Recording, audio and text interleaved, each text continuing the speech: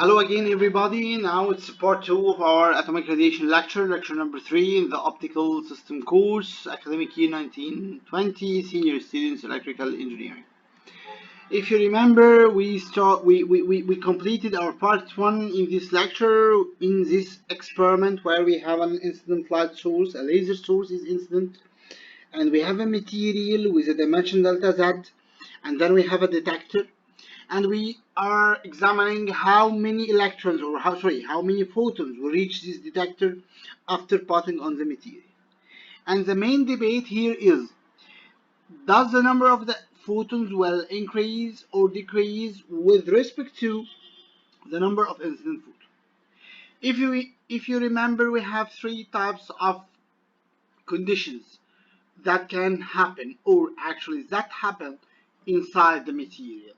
We have what's called the Einstein coefficients. We have the spontaneous emission condition, where a photon is generated in a random direction and in a random polarization. We have an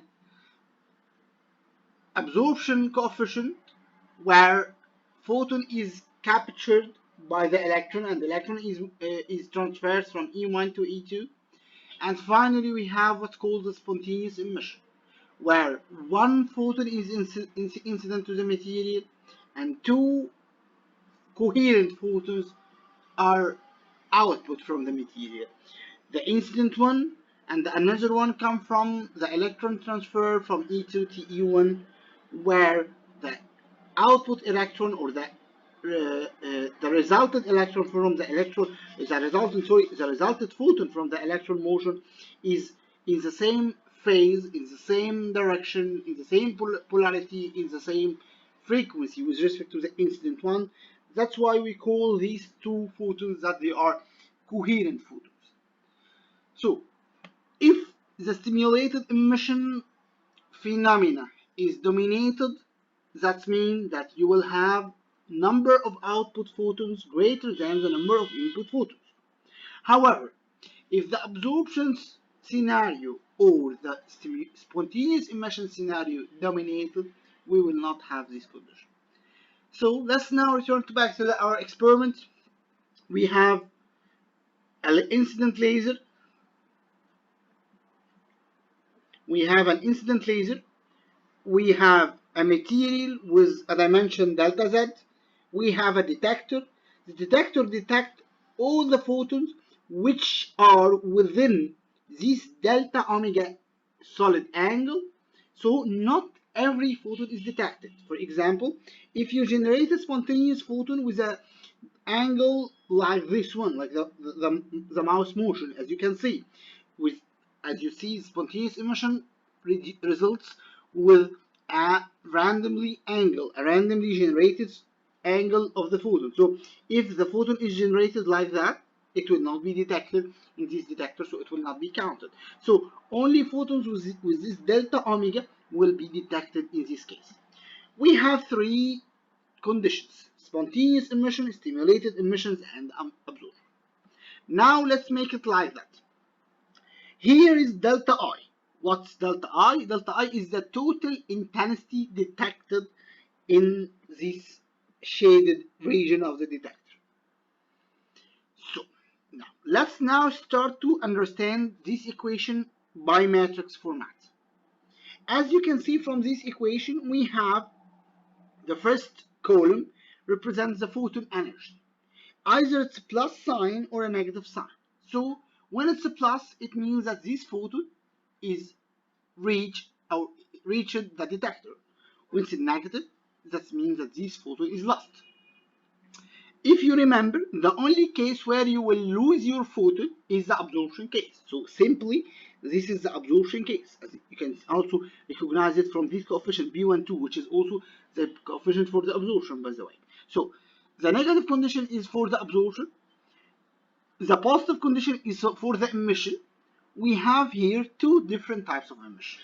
We have what we can call the spontaneous and the stimulated emission. We can understand it from the coefficient. 8 to 1 is the coefficient of the spontaneous.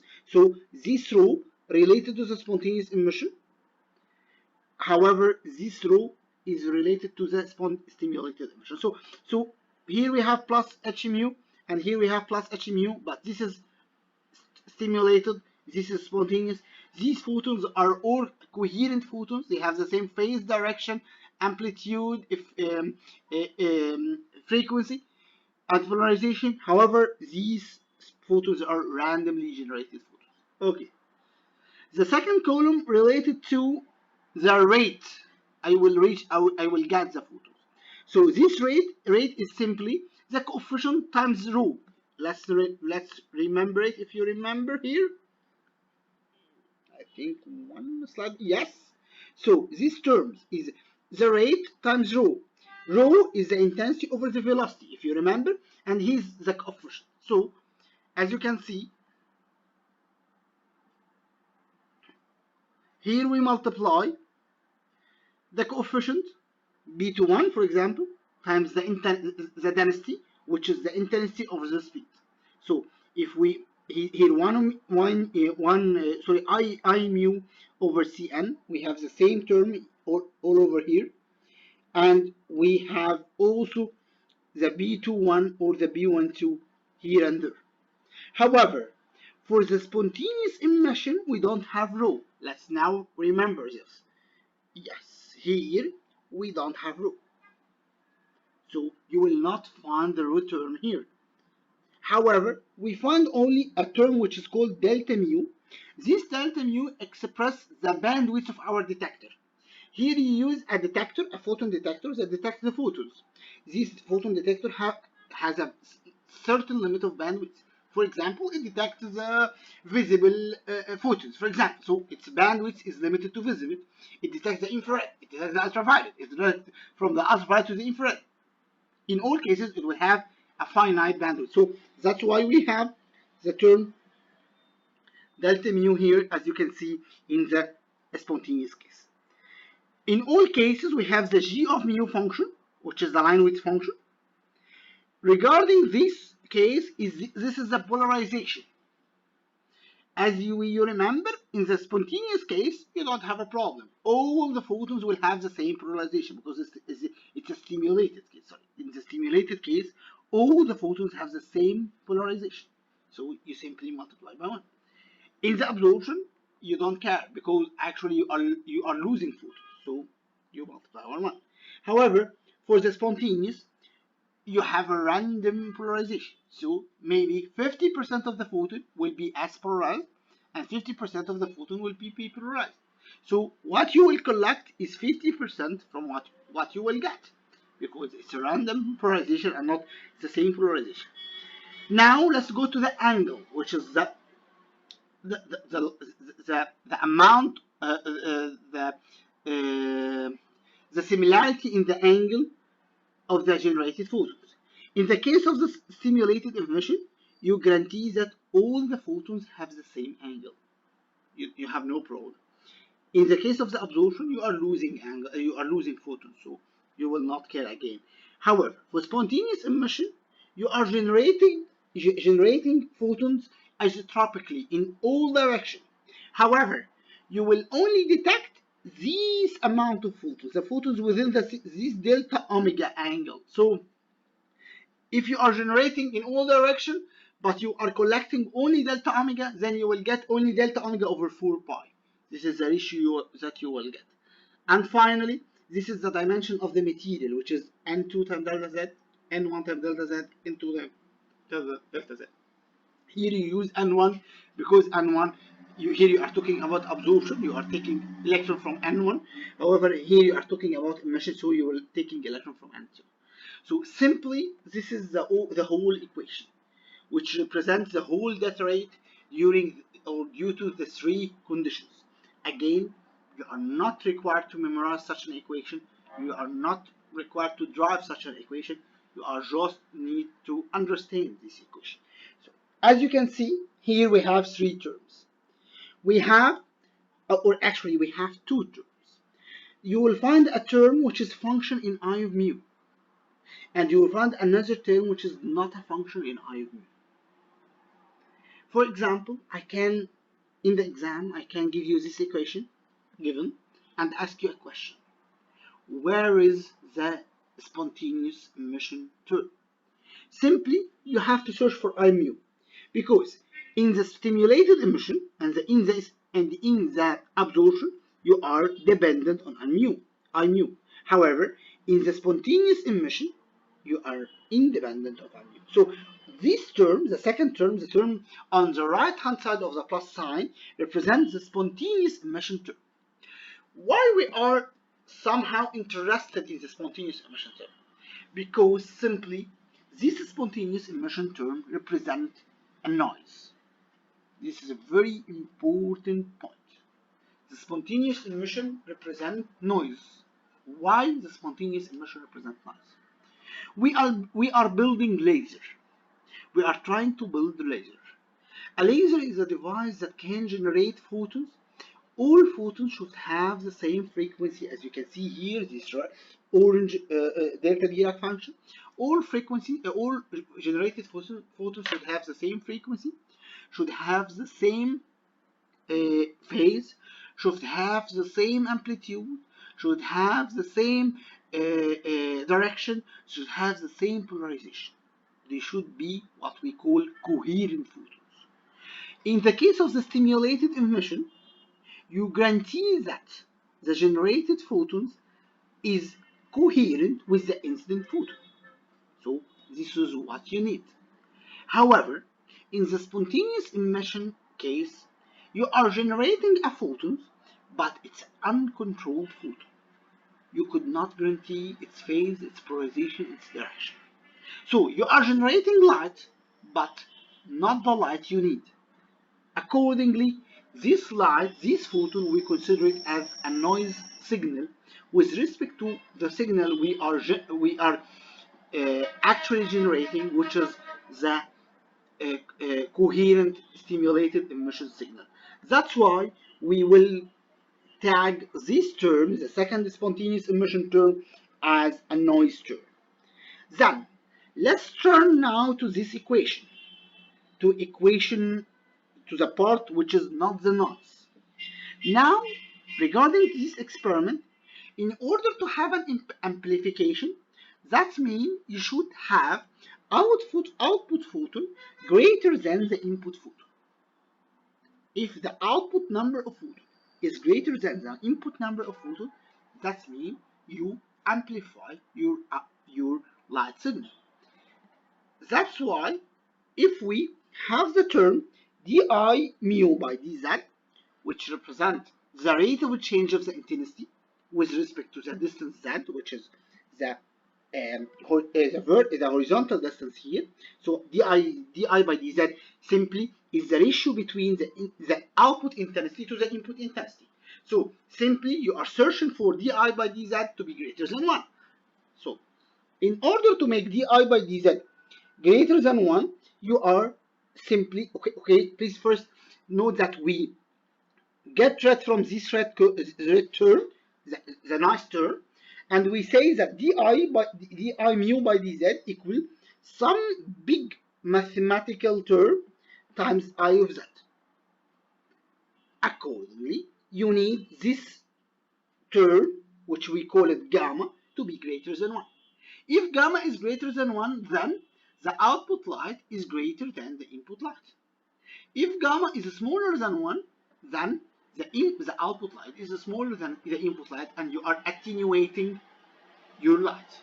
So simply, in order to make a light amplification, you have to have gamma is greater than 1.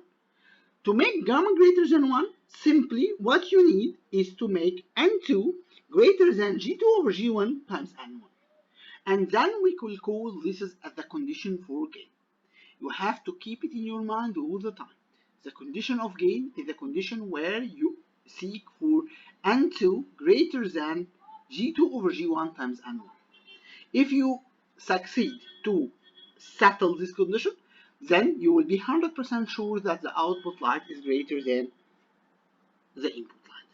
Now, we can simply say that if you remember this term, we call this term sigma. If you remember some slides ago, I think Yes, here we name this term sigma, which is 821 lambda square 8 by n square times g mu, because this term have the units of area, meter square. We call it the stimulated cross-sectional area.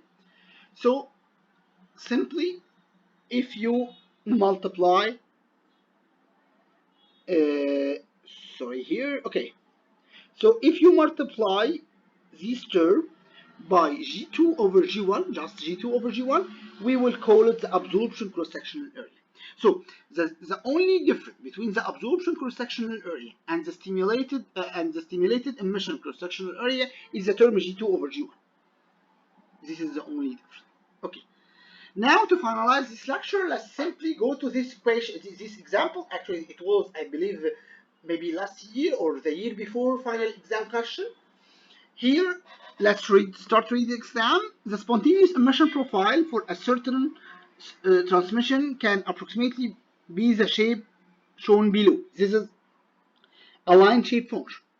This is G of mu. What is the stimulated emission cross section? What is the absorption cross section? He is searching for, don't worry, the equations will be given. So he is searching for sigma absorption and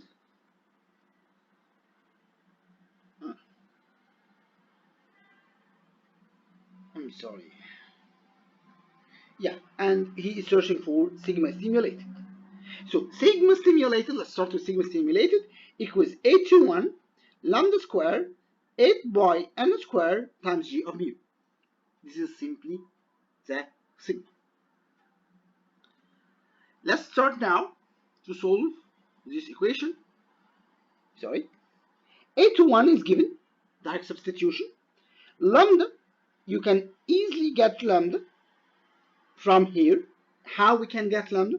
Here you have lambda of E2, and here you have, here you have something in centimeter per minus 1. Please take care. So here we have something 1 over lambda 2, and here we have 1 over lambda 1. So please take care here about the units. So this is 1 over lambda, and this is 1 over lambda. Then you can easily get lambda 2 over lambda 1. And now let's turn back to the equation. 8 to 1 is given. Lambda can be calculated. 8 by n squared is given. What about n? No information about n, so it's air, n equal 1. We have to assume it. And let's now g of mu. How we can get g of mu? Okay. G of mu represents the line shape function at its maximum value, which is k. It's given by k. How can we get this k value? This is the only unknown in this equation. You have lambdas, you have a, n is equal 1. The only unknown is k. How I can get k? I have to use the information known from the line shape function. The information is, if you remember, that the area under the curve is equals to 1. In any line shape function, the area under the curve is equals to 1. So, simply, what you are going to do is as follows. Here, you have again the axis centimeter per minus 1. No worries. Then this axis will, or this unit will be centimeter. Please don't forget. So you have to transfer it by the end of the day. Now, the area of the under the curve can be easily simplified as follows. Here we have a triangle. So its area is very easy. It's half base times height. Half the base is equals to 1, and then the height is equal to k over 3. So this area is half k over 3 times 1. Then here another triangle on the left hand and the right hand side. Again, half the base is equal to 1. This is a 0 point. So half the base times the height, then half k times 1. And here, this trapezoidal area can be easily summarized as a rectangle and triangle. If you have an imaginary line here, so it's a rectangle and a triangle. Let's start with the rectangle. The rectangle has a width of 3 and a height of k over 3. So simply 3 times k over 3, which is k. And this triangle, as you can see, have a base of 3 and have a height of k minus k over 3, which is 2k over 3. So it's 2k over 3 times 3 times 2, which is again k. By summing all these areas, the output will be equals to 1.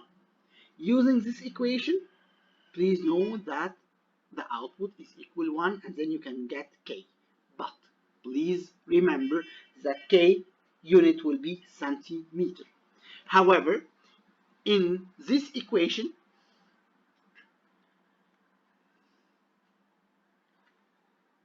you have to substitute with g, which is equals to second. So please think about it, and I think we will have a good opportunity during our Zoom meeting to discuss this equation, this example step by step. I gave you the clue, I gave you the beginning. However, there is still a trick. You have to think about it, how you can get from this centimeter, how you will get from this centimeter power minus 1, what should you do, what you will make to get rid from this data.